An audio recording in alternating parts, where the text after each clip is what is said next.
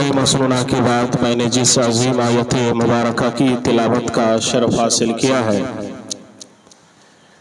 اس کی وضاحت سے پیشتر مناسب سمجھتا ہوں کہ ساری کائنات کے مرکز عقیدت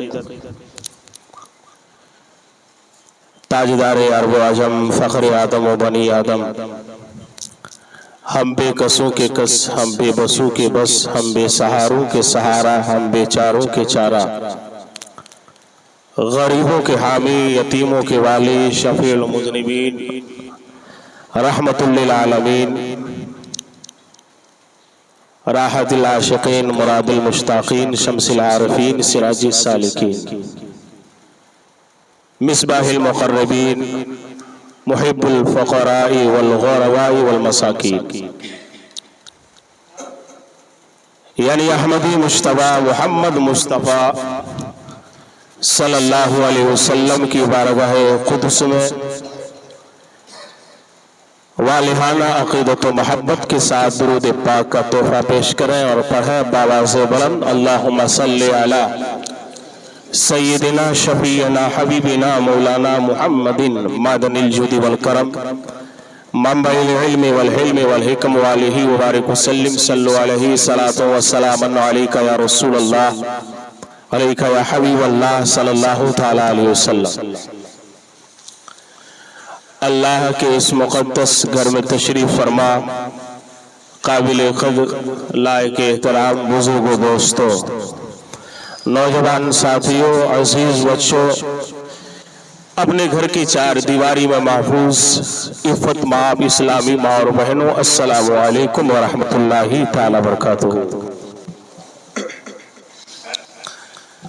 کسی شاعر نے کیا ہی خوب کہا ہے، مٹا دو اپنی ہستی کو گر مرتبہ چاہو، مٹا دو اپنی ہستی کو گر مرتبہ چاہو، کہ دانہ خاک میں مل کر گل گلزار ہوتا ہے، اور زمیں پہ بیش بو تو پھل نکلتا ہے، زمیں پہ بیش بو تو پھل نکلتا ہے، اور ذرا کوشش کر کے تو دیکھو مشکل کا حل نکلتا ہے۔ اور ڈاکٹر اقبال نے فرمایا، ہزاروں سال نرگس اپنی بے نوری پہ روتی ہے، بڑی مشکل سے ہوتا ہے چمن میں دیداور پیدا۔ اور کیا نمرود نے بابل میں جب دعویٰ خدائی کا، کیا نمرود نے جب بابل میں دعویٰ خدائی کا، جہاں میں عام شیوا ہو گیا خود ستائی کا، اندھیرا ہی اندھیرا کفر نے ہر سمت پھیلایا، اندھیرا ہی اندھیرا کفر نے ہر سمت پھیلایا، رب قدیر نے حضرت ابراہیم کو پیدا فرمایا۔ آج کا جو میرا موضوع ہے حضرت ابراہیم علیہ السلام، کیونکہ قربانی کے آنے میں کچھ زیادہ دن بچے نہیں ہیں، باتیں بہت ہیں، وقت کم ہے۔ اللہ تبارک و تعالیٰ نے قرآن کریم میں ارشاد فرمایا، اذکر فی الکتاب ابراہیم انہ کان صدیقا نبیا، قرآن پاک میں ابراہیم کو یاد کرو۔ اے بندو، میرے خلیل کو، میرے محبوب کو، میرے حبیب کو یاد کرو، انہ کان صدیقا نبیا، کیونکہ خلیل جو ہے، ابراہیم جو ہے، وہ سچے نبی تھے، ان کو یاد کرو۔ پیارے مسلمانوں، اس بات کا ہمیں علم ہوا، جانکاری ہوئی کہ اللہ تبارک و تعالی اپنے محبوب اور برگزیدہ بندہ، نیک بندہ، مخلص بندہ، ان لوگوں کی یاد کرنے کا حکم فرمایا۔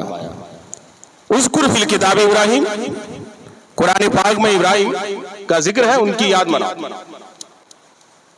قرآن کریم میں مختلف مقامات پر رب قدیر نے اپنے مقرب بندوں کی یاد منانے کا حکم دیا ہے۔ کہیں حکم ہوتا ہے اذکر فی الکتاب ابراہیم، ابراہیم کو یاد کرو، اذکر فی الکتاب مریم، مریم کو یاد کرو، اذکر فی الکتاب اسماعیل، اسماعیل کو یاد کرو، اذکر فی الکتاب ادریس، ادریس کو یاد کرو۔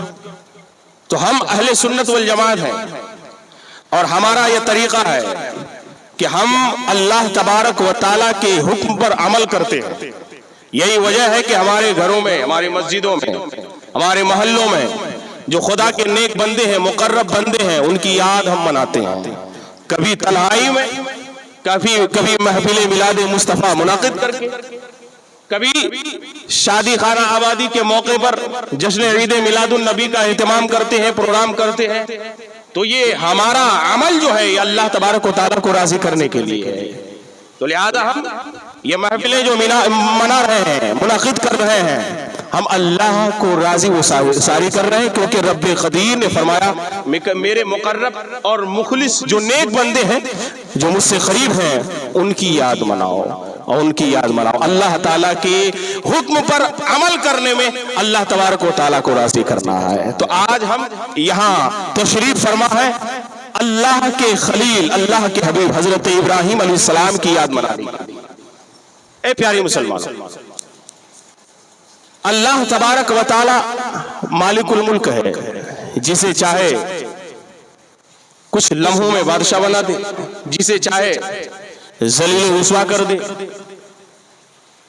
اللہ تبارک و تعالی مالک الملک ہے، کسی کو تخت شاہی دیتا ہے تو کسی کو غلام بنا دیتا ہے، کسی کو فقیر بنا دیتا ہے، کسی کو بھکاری بنا دیتا ہے، لیکن خوش نصیب ہے وہ لوگ جسے رب قدیر نے شہنشاہی دی، بادشاہت دی، اور بادشاہت اور شہنشاہی تو دی، لیکن رب قدیر کا شکریہ ادا کیا، اپنے منعم حقیقی کا شکریہ ادا کیا، اور رب قدیر کی بارگاہ میں سر کو سجدے میں رکھا۔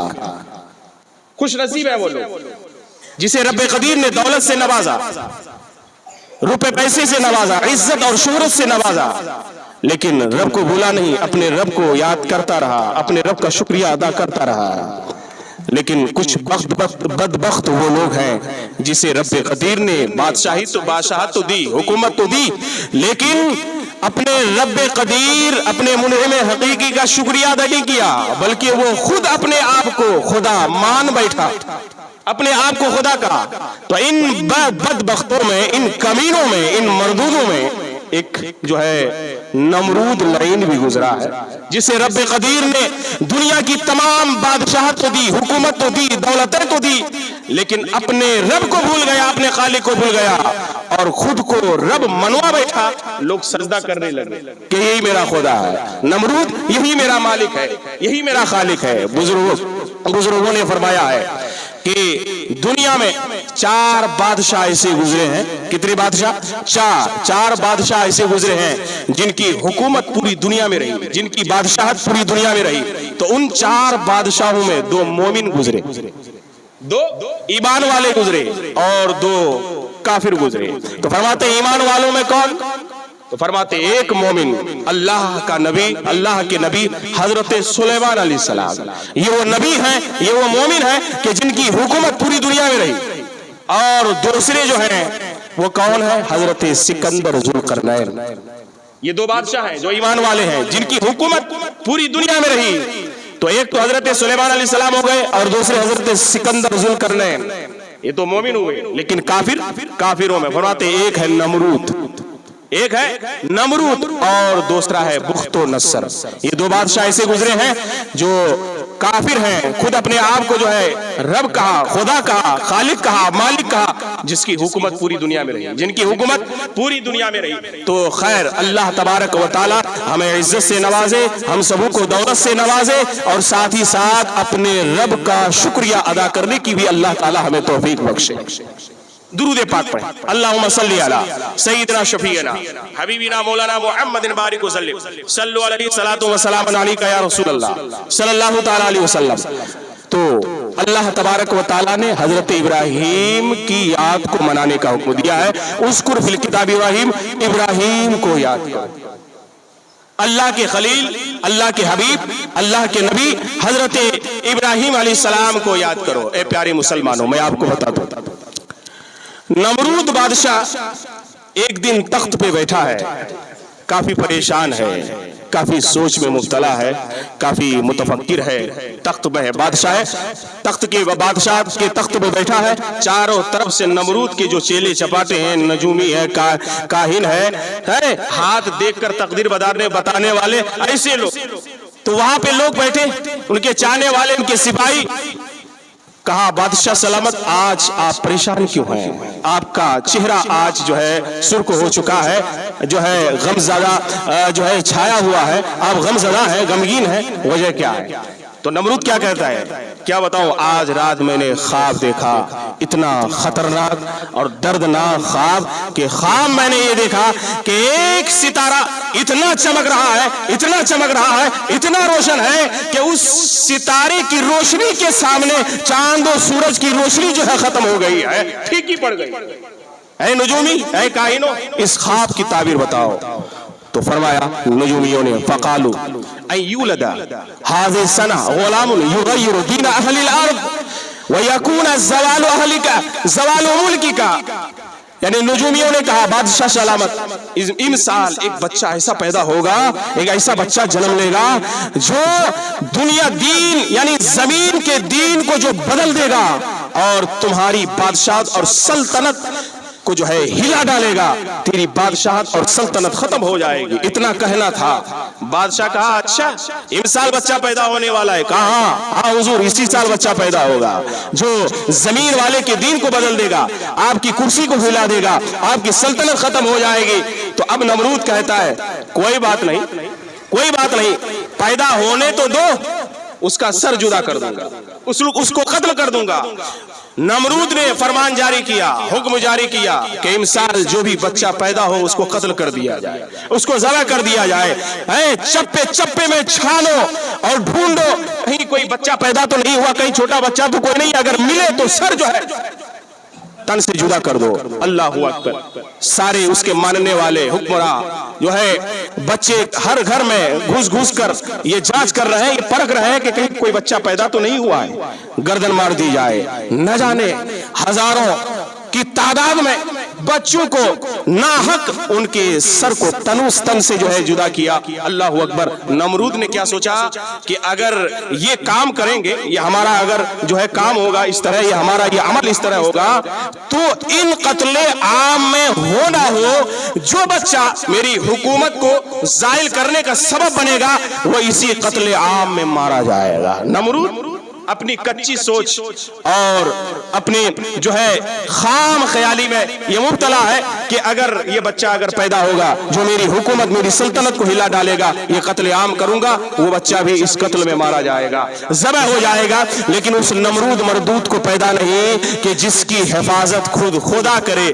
وہ شمع کیا بجھے جسے روشن خدا کرے. فانوس بن کے جس کی حفاظت خود ہوا کرے وہ شمع کیا بجھے جسے روشن خدا کرے. نمرود تو سوچ رہا ہے یہ اس قتل عام میں وہ بچہ مارا جائے گا، لیکن یہاں حضرت ابراہیم کی پیدائش ہو جاتی ہے اور نمرود کو پتہ ہی نہیں چلتا. اللہ اکبر. اب نمرود جو ہے قتل عام تو شروع کر دیا، لیکن حضرت ابراہیم علی نبینا علیہ الصلوۃ والتسلیم کی والدہ محترمہ جو حمل سے ہے، جو امید سے ہے، انہیں محسوس ہوا کہ بچہ پیدا ہونے والا ہے. اس خوف سے، اس ڈر سے کہ کہیں کوئی نمرود کا کوئی حاکم نہ آ جائے، اس کا کوئی حکمراں نہ آ جائے، اس کا کوئی چیلا چپاٹا جو ہے نہ آ جائے اور کوئی سپاہی نہ آ جائے کہ اس بچے کو بھی قتل کر دے. حضرت ابراہیم علی نبینا علیہ الصلوۃ والتسلیم کی امی جان خود جو ہے چلی جاتی ہے، ایک جنگل میں، ایک پہاڑ کے خوں میں چلی جاتی ہے، تہ خانے میں چلی جاتی ہے، اور وہاں جانے کے بعد حضرت ابراہیم علی نبینا علیہ الصلوۃ والتسلیم کی پیدائش ہو جاتی ہے، ولادت ہو جاتی ہے. بچہ اتنا خوبصورت ہے، بچہ اتنا حسین ہے، بچہ اتنا جمیل ہے، چہرہ چمک رہا ہے، پیشانی جو ہے روشن ہے. والدہ محترمہ جب اپنے بیٹی حضرت ابراہیم علیہ السلام کے چہرے کو دیکھتی ہے بے تاب ہو جاتی ہے، بے قرار ہو جاتی ہے. لیکن جب نمرود کا وہ فرمان جب اپنے ذہن میں لے آتی ہے تو تھرا جاتی ہے، کب کبھی طاری ہو جاتی ہے. اللہ اکبر. ایک طرف آنسو ہے اور ایک طرف خوشی کے آنسو بھی ہے. اللہ اکبر. کرے تو کرے کیا. لیکن پیارے مسلمانوں، حضرت ابراہیم علیہ نبینا علیہ الصلوۃ والتسلیم حضرت ابراہیم علیہ السلام کو وہی غار میں، وہی کھو میں آپ چھوڑ کر گھر کو روانہ ہو جاتی ہے اور اس امید پہ کہ اس کی حفاظت تو خود رب قدیر فرمائے گا۔ لیکن اے پیارے مسلمانوں، کئی دنوں کے بعد جب حضرت ابراہیم علیہ نبینا علیہ الصلوۃ والتسلیم کی والد محترمہ جب اسی غار میں آتی ہیں تو دیکھتی کیا ہے، انہیں یہ فکر تھی، انہیں یہ ٹینشن تھا کہ کہیں ایسا نہ ہو کہ جانور میرے بچوں کو کھا جائے، شیر اور بھالو یہ جو ہے میرے چیتا یہ بچوں کو جو ہے چیڑ پھاڑ نہ ڈالے۔ اس خوف میں، اس حراست میں وہ آتی ہے دبے پاؤں، لیکن دور سے کیا دیکھتی ہے کہ جن جانوروں کے بارے میں سوچتی تھی کہ یہ جانور میرے بچے کو کھا جائیں گے، لیکن وہی جانور جو ہے حضرت ابراہیم کی حفاظت کر رہا ہے کہ نہیں ہے؟ شیر بیٹھا ہوا ہے، چیتا بیٹھا ہوا ہے، اور اللہ کے نبی حضرت ابراہیم علیہ السلام کی حفاظت کر رہے ہیں، نگرانی کر رہے ہیں۔ لیکن اور ایک تعجب کی بات، لیکن اور ایک حیرت میں ڈالنے والی بات کہ کئی دن کے بعد حضرت ابراہیم علیہ نبی علیہ الصلوۃ والتسلیم کی والد محترمہ اپنے لاڈلے کو دیکھنے کو آئی، لیکن بچہ مسکرا رہا ہے، بچہ مسکرا رہا ہے۔ اور مفسرین فرماتے ہیں، محققین اپنی کتابوں میں لکھتے ہیں کہ رب قدیر نے حضرت ابراہیم علیہ نبی علیہ الصلوۃ والتسلیم پر اتنا فضل و کرم فرمایا کہ حضرت ابراہیم علیہ نبی علیہ الصلوۃ والتسلیم کے ایک انگلی سے جو ہے دودھ کا فوارہ جاری ہے، اور دوسری انگلی سے پانی کا چشمہ جاری ہے، اور تیسری انگلی سے جو ہے شہد کا وہ جو ہے شہد جاری ہے، اور حضرت ابراہیم علیہ نبی علیہ الصلوۃ والتسلیم اپنی پیاس اور بھوک کو جو ہے بجھا رہا ہے کہ نہیں؟ تو اللہ تبارک و تعالیٰ کا کتنا بڑا فضل و کرم ہے کہ خود رب قدیر حضرت ابراہیم کی حفاظت فرما رہے ہیں۔ لیکن ایک بات اور میں آپ کو بتا دوں پیارے مسلمانوں، یہاں حفاظت جانور حضرت ابراہیم کی حفاظت تو کر ہی رہے ہیں، لیکن در حقیقت بات یہ ہے کہ ابراہیم کی حفاظت نہ فرشتے کر رہے ہیں نہ جانور کر رہے ہیں، بلکہ حضرت ابراہیم علیہ نبی علیہ الصلوۃ والتسلیم کی پیشانی پہ جو نور محمدی جلوہ گر ہے، اسی نور محمدی سے حضرت ابراہیم کی حفاظت ہو رہی ہے کہ نہیں؟ حفاظت ہو رہی ہے نور محمدی کے صدقے، کیونکہ حضرت ابراہیم کی نسل سے، ان کے صلب سے، ان کے نسل ہی سے تو محمد عربی روح فدا صلی اللہ علیہ وسلم کی تشریف آوری ہونے والی ہے۔ نور محمدی کے صدقے حضرت ابراہیم علیہ نبی علیہ الصلوۃ والتسلیم کی حفاظت ہو رہی ہے۔ اللہ اکبر۔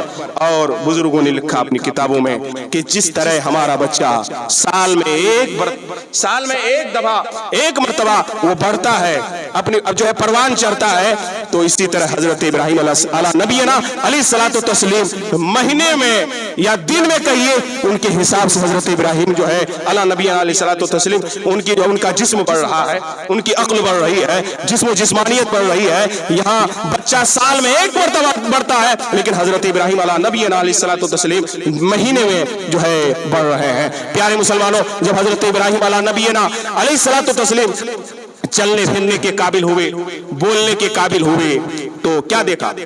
یہی دیکھا کہ پورا گھر جو ہے بت پرستی میں مبتلا ہے، بت پرستی میں مبتلا ہے۔ مٹی کے بت کو بنا رہے ہیں، اسی کی عبادت کر رہے ہیں، اسی کی پرستش کر رہے ہیں۔ حضرت ابراہیم علیہ نبی علیہ الصلوۃ والتسلیم نے اپنے چچا کو دیکھا۔ قرآن کریم کی ایک آیت طیبہ ہے، رب قدیر کے پیارے خلیل نے فرمایا قال لأبی آزر، اپنے چچا آزر سے فرمایا اتتخذ اصناما آلہا، کہ آپ جو ہے بتوں کو بنا رہے ہیں، جو ہے مٹی سے آپ بت کو بنا رہے ہیں اور اس کی جو ہے پرستش کر رہے ہیں۔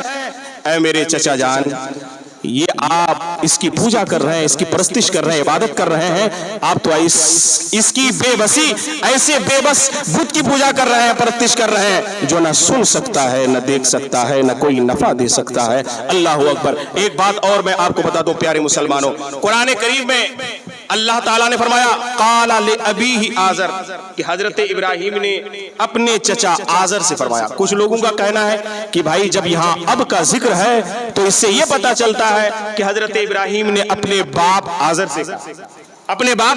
سے کہا، لیکن عربی کی یہ اصطلاح ہے کہ عرب میں کبھی کبھی چچا کے لیے اب کا بھی استعمال ہوتا ہے، لیکن کچھ لوگوں کا یہ خیال ہے، گمان ہے، یہ جو ہے کچا خیال ہے، وہ یہ سوچتے ہیں کہ حضرت ابراہیم علیہ نبی علیہ الصلوۃ والتسلیم کے ماں باپ بھی بت پرستی میں مبتلا تھے۔ نہیں پیارے مسلمان، بت پرستی میں مبتلا نہیں تھے۔ کیوں نہیں تھے؟ کیونکہ رب قدیر نے فرمایا انما المشرکون نجس، کیونکہ شرک کرنے والے یہ ناپاک ہیں۔ یاد رکھیے شرک کرنے والے یہ ناپاک ہیں اور مشرکین جو ہیں یہ جہنم کے حقدار ہیں۔ اب ایک بات میں آپ کو بتا دوں، شرک کرنے والے یہ ناپاک ہے، قرآن نے کیا فرمایا؟ انما المشرکون نجس، شرک کرنے والے ناپاک ہیں اور یہ مشرکین جو ہے جہنم کے حقدار ہیں۔ ذرا ہمیں یہ بتاؤ پیارے مسلمانوں کہ جن کوک میں جن صلب میں نور محمدی جلوہ گر ہو، پیارے آقا صلی اللہ علیہ وسلم جلوہ گر ہو، اللہ کے خلیل اللہ کے حبیب جلوہ گر ہو، کیا وہ کوک وہ صلب جو ہے جہنم کا حقدار ہو سکتا ہے؟ نہیں ہو سکتا، نہیں ہو سکتا ہے۔ تو ماننا پڑے گا کہ نور محمدی جہاں جہاں رکھا گیا سب کے سب پاک و صاف ہیں، سب کے سب طاہر ہیں، طیب ہیں، جہنم کے حقدار نہیں ہیں، بلکہ سب جو ہے جنت کے ان کے لیے جنت کا دروازہ کھول دیا گیا۔ اے پیارے مسلمانوں، ایک مثال دے کر میں آپ کو اس بات کو سمجھاؤ اور کلیئر کر دوں اور آپ کے ذہن میں جو پڑے ہوئے گرد و غبار ہیں اس کو میں دور کر دوں۔ اگر مان لیا جائے کہ اللہ کے نبی کے جو ماں باپ ہیں وہ مشرک ہیں، وہ کافر ہیں، اگر یہ تصور کر لیا جائے، مان لیا جائے، تو ایک بات تو کہنی پڑے گی کہ پیارے آقا صلی اللہ علیہ وسلم ارشاد فرماتے ہیں لم یزل ینقل اللہ من اسلاب الکریمۃ الی ارحام الطاہرات۔ آقا فرماتے ہیں کہ جہاں جہاں میرا نور رکھا گیا سب کے سب کیا تھے؟ پاک و صاف تھے، طیب تھے، اور پاک سلووں سے پاک رحم کی طرف میرا نور جو ہے منتقل ہوتا گیا، منتقل ہوتا گیا۔ قرآن کہتا ہے شرک کرنے والے ناپاک ہیں، لیکن آقا فرماتے ہیں میرے ماں باپ جہاں جہاں نور محمدی رکھا گیا سب طیب ہے، سب پاک ہے۔ دونوں باتیں یکجا ہو نہیں سکتی ہے، تو ماننا پڑے گا کہ نور محمدی جہاں جہاں رکھا گیا سب کیا ہے؟ پاک ہیں، سب جو ہے پاک ہیں، صاف ہیں۔ ایک واقعہ میں بتاؤں اپنی گفتگو کو ختم کروں۔ حضرت جابر بن عبداللہ رضی اللہ تعالیٰ عنہ، حضور سرور کائنات مصطفیٰ جان رحمت کو آپ اپنے گھر میں مدعو کرتے ہیں، دعوت میں بلاتے ہیں، دسترخوان لگایا جاتا ہے، مصطفیٰ جان رحمت تشریف فرما ہوئے۔ حضرت جابر نے اپنی لونڈی اپنی باندی سے کہا جاؤ دسترخوان کو دھل گیا، میلا کچیلا ہو گیا، اس کو دھلنا ہے۔ تو اب حضرت جابر بن عبداللہ کی جو لونڈی ہے، جو باندی ہے، دسترخوان کو دھلتی نہیں ہے۔ دھیان سے سنیے گا، دھلتی نہیں ہے۔ کیا کرتی ہے حضرت جابر بن عبداللہ کی وہ لونڈی؟ دسترخوان کو دہکتے ہوئے آگ کے تنور میں ڈال دیتی، آگ کے تنور میں دسترخوان کو ڈال دیتی۔ حضرت جابر بن عبداللہ کی جب نظر پڑی آپ آگ بگولا ہوئے، چہرہ سرخ ہو گیا، ڈانٹنے لگے، کیا عقل زائل ہو گئی ہے؟ کیا عقل ختم ہو گئی؟ کیا پگلی ہو گئی ہو؟ کیا تجھے معلوم نہیں ہے کہ آگ کا کام دھلنا ہے اور پانی کا کام جو ہے، آگ کا کام جلانا ہے اور پانی کا کام دھلنا ہے، اور تم نے دسترخوان کو پانی میں نہیں بلکہ آگ میں ڈال دیا، آگ میں ڈال دیا۔ تو اب دیکھو حضرت جابر بن عبداللہ کی جو لونڈی ہے، باندی ہے، اس کا ایمان جاگتا ہے۔ وہ کہتی ہے کہ آقا میں ضرور اس بات سے واقف ہوں کہ آگ کا کام جلانا ہے، پانی کا کام دھلنا ہے، لیکن کچھ دن پہلے سرور کائنات مصطفیٰ جان رحمت ہمارے گھر میں تشریف لائے تھے، آپ کے گھر میں تشریف لائے تھے، اور اسی دسترخوان میں مصطفیٰ جان رحمت نے کھانا تناول فرمایا، اور کھانا کھانے کے بعد آپ نے اپنے انگشت مبارک انگلیوں کو اسی دسترخوان میں آپ نے صاف کیا تھا۔ آپ کو یاد ہے حضور؟ آپ کو یاد ہے؟ حضرت جابر ہاں مجھے یاد ہے۔ آپ یاد کیجئے، مصطفیٰ جان رحمت کھانا کھانے کے بعد انگلی کو اسی دسترخوان میں صاف کیے تھے، اور میرا ایمان کہتا ہے کہ جس دسترخوان میں مصطفیٰ جان رحمت کی انگلی لگ جائے اسے کیا دنیا کی آگ، کیا جہنم کی آگ جلا نہیں سکتی ہے۔ اسی کو پرکھنے کے لیے، اسی کو جانچنے کے لیے میں نے دسترخوان کو چولہے میں ڈال دیا۔ خدا کا شکر ہے کہ دسترخوان پہ جتنا میلا کچیل تھا، اس میں جتنی گندگی تھی وہ تو صاف ہو گئی، لیکن دسترخوان جو ہے چمکتا گیا، روشن ہوتا گیا۔ اللہ اکبر۔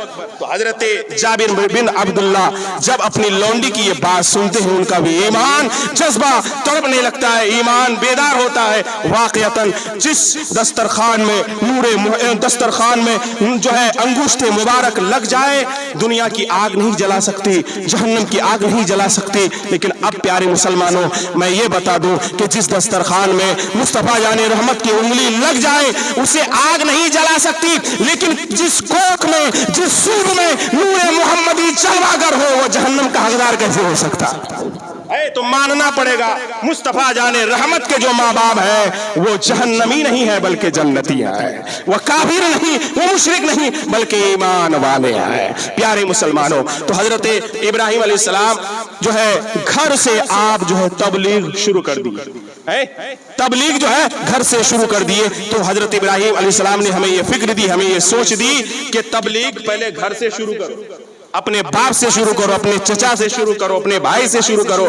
ایسا نہیں کہ گھر میں بے نمازی پڑے ہیں، گھر والی نماز نہیں پڑھ رہی ہے، بھائی برادر نماز نہیں پڑھ رہے ہیں اور اپنے گھر کو چھوڑ کر کہیں اور چلے تبلیغ کر لے، ہے کہ نہیں؟ انہوں نے ہمیں یہ سوچ دی، فکر دی، پہلے تبلیغ اپنے گھر میں کرو، پہلے خود کی اصلاح کرو، خود کی اصلاح کرو گے سامنے والا بھی جو ہے اچھا ہو جائے گا، نیکوکار ہو جائے گا۔ درود پاک پڑھے، اللہم صلی علی سیدنا شفیعنا حبیبنا مولانا محمد بارک وسلم، صلو علیہ الصلوۃ والسلام علیکہ یا رسول اللہ صلی اللہ تعالی علیہ وسلم۔ آخری بات میں بتا دوں آپ کو، جب میں تقریباً 8 بجے میں یہاں پہنچا، اس وقت سے لے کر اذان ہونے تک میں نے دیکھا کہ ایک نوجوان ہے جو بیچارے اکیلے ہی جو ہے پوری مسجد کو صاف کر رہے ہیں، پسینے پہ پسینے سے تر بتر ہے، سانسیں پھول رہی ہے، اور ظاہر سی بات ہے ایک آدمی پوری مسجد کو صاف کرے، ایک نوجوان، تو مشکل کام تو ہے ہی، لیکن خیر اس نوجوان کے جذبے کو میں سلام کرتا ہوں۔ اللہ تبارک و تعالی اس کی عمر کو اور دراز کرے اور حوصلہ دے، نیکی کمانے کا جذبہ دے۔ لیکن ایک بات میں آپ سے کہوں گا پیارے مسلمانوں، نوجوانوں، آپ بھی اس کام میں حصہ لیں، بڑھ چڑھ کر حصہ لیں۔ ہمارے نوجوان بھائی ادھر ادھر گلیوں میں باتیں کریں گے، یوٹیوب چلائیں گے، فیس بک چلائیں گے، ٹویٹر پہ یہاں وہاں سوشل میڈیا میں چیٹنگ کرتے ہوئے نظر دکھائی دیں گے، لیکن انہیں توفیق نہیں ہوتی ہے کہ اللہ کے گھر میں جا کر کچھ جو ہے پوری مسجد نہیں، ارے کم سے کم جو نیچے جو ہے نیچے والی جگہ کو یا ایک مصلی ہی جھاڑ کر آپ صاف کر دیں یا جھاڑو پوچھا لگا دیں۔ اے پیارے مسلمانوں، یہ کام کرنے میں اللہ تبارک و تعالی اس قدر نیکیوں سے آپ کو مالا مال فرمائے گا جو آپ اس کا جو ہے خود گمان نہیں کر سکتے ہیں۔ پیارے مسلمانوں، یہ نیکی کا کام ہے، اللہ کے گھر کو صاف کرنا، جھاڑو پوچھا لگانا بہت نیکی کا کام ہے۔ حضرت عمر، حضرت علی نے فرمایا کہ جس نے اللہ کے گھر میں جھاڑو لگایا، پوچھا لگایا، صاف کیا، اللہ کے گھر کو جس نے چمکایا، حضرت علی فرماتے ہیں جب اس دنیا سے جائے گا تو اندھیری قبر میں رب قدیم نور و رحمت کی برسات کا نزول فرمائے، تو اندھیری قبر جو ہے اجاگر ہو جائے گی۔ تو پیارے مسلمانوں، میں جو ہے بہت ساری مسجدوں میں گیا، ڈیوٹی بھی دیا، امامت بھی کی، دارالعلوم میں بھی جو ہے پڑھایا، لیکن میں نے ایسی جگہ میں امامت کی کہ اللہ اکبر، نوجوان تو نوجوان، جو بوڑھے لوگ ہیں بیچارے وہ بھی جو ہے مسجد میں آ رہے ہیں، وہ بھی جھاڑو پوچھا لگا رہا ہے۔ تو یہ جذبہ ہونا چاہیے پیارے سے، ہے کہ نہیں ہے؟ تو لہٰذا آپ ضرور وقت نکالیں، ٹائم نکالیں، تنہائی میں جب میسر ہو آپ جو ہے یہ فریضہ انجام دیں۔ اللہ تبارک و تعالی آپ کی اس ادا کو محبوب کرے گا تو سارے گناہوں کو معاف فرما دے گا، آپ جو ہے جنت کے حقدار ہو جائیں گے اور سارے گناہوں کی مغفرت فرما دے گا۔ آپ کے اعمال میں، گفتار میں، کردار میں اللہ تبارک و تعالی اثر پیدا کرے گا۔ پیارے مسلمانوں، یہی ریکویسٹ ہے، یہی اپیل ہے، اللہ تبارک و تعالی ہم سبوں کو بولنے سے زیادہ، سننے سے زیادہ عمل کرنے کی توفیق و رفیق